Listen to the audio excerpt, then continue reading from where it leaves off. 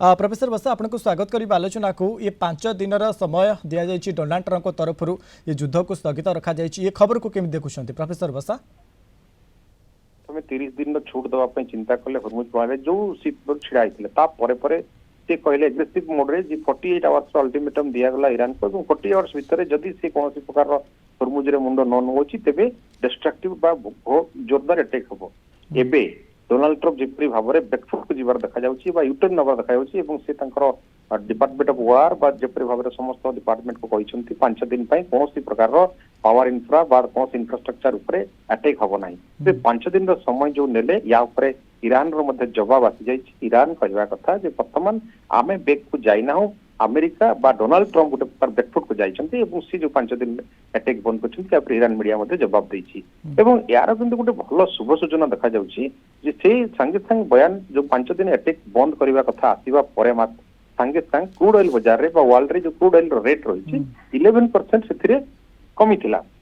एवं 11% कमीबा अर्थ जिंके हम देखिथिलु $111 जाइथिला crude oil ताहा गोटे शुभ सूचना जे वर्तमान 11% सेथिरे लेस हेछि ता माने युद्ध बंद होगा समस्त जो अपेक्षा करते गोटे आशा करा जाए पीस टॉक बा सीज फायर बाबद जो बैकडोर डिस्कशन हवा गोटे मीडिएशन कंट्री दरकार होता से ओमान हो पारे कतार हो पारे बा इंडिया हो पारे के भी कंट्री जे 200 देश से संपर्क रक्षा करी गोटे पीस टॉक समस्त शर्त को नहीं राजी करवाई तेणु यह बाबद बर्तमान बैकडोर चैनल आरंभ हबार देखा जाउछि किंतु जो रिटेलिएट कथा ईरान कहूला 48 आवर्स मात्र 12 घंटा बाकी थिला 12 घंटा बाकी भितर ही डोनाल्ड ट्रंप एपरी बयान जो सोशल मीडिया पोस्ट करवा यह लगुच अमेरिका कोठी ना कोठी गोटे बैकफुट को गला भाया जहाँ ईरान एस्टिमेट करुच्ची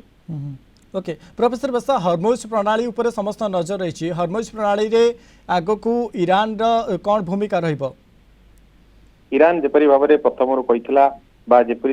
विदेश मंत्री आर्गाची कहते जे आमे हरमुज प्रणाली को बंद करना हो आमे से बंद करूँ जो मैंने आम शत्रु अर्थात अमेरिका इज्राएल और अमेरिकार सहयोगी देश किंतु अन्य देश मानी आम खोली रखीचु एवं जो $2 मिलियन कथा टोल टैक्स बाबद कथा ईरान कही तार अर्थ वर्तमान हरमुज प्रणाली संपूर्ण भाव में दबदबा रही ईरान ट्रंप जो उद्यम करते 24 दिन भितर से उद्यम सफल हो पारे तो सीआईए कहते कि डोनाल्ड ट्रंप पशिगले युद्ध भितर हाउ टू एग्जिट से गोटे बाट पाऊना कि एग्जिट करेंगे बोली ओके प्रोफेसर बसा ये आगु को जिते 5 दिन समय दि जाए ईरान को अर्थात 5 दिन युद्ध विरति होती आगु को पुणी आलोचना हो पारे कि पुणी युद्ध को शेष आड़ को हो पारे कि ये आलोचना आगु कौन हो पारे आपको लगुच प्रोफेसर बसा फेब्रुआरी 28 पूर्व कथा आम देखा जो ओमान मीडिएशन रे दुई थर परमाणु शर्त बाबद दुई पक्ष कथबार्ता हबार थिला कथा होते फेल होगा तत्क्षणात जो 28 तारीख अटैक करता इज्राएल एक्जाक्टली बर्तमान जो 5 दिन आम विरति कहूँ जपरी भाव में इन्फ्रास्ट्रक्चर उपर डैमेज करेंगे अटैक करेंगे ट्रंप जो डिक्लेयर कर या परे जदि इज्राएल गोटे प्रकार वर्तमान उल्लंघन करे इज्राएल जो अटैकिंग मोड रे प्रथम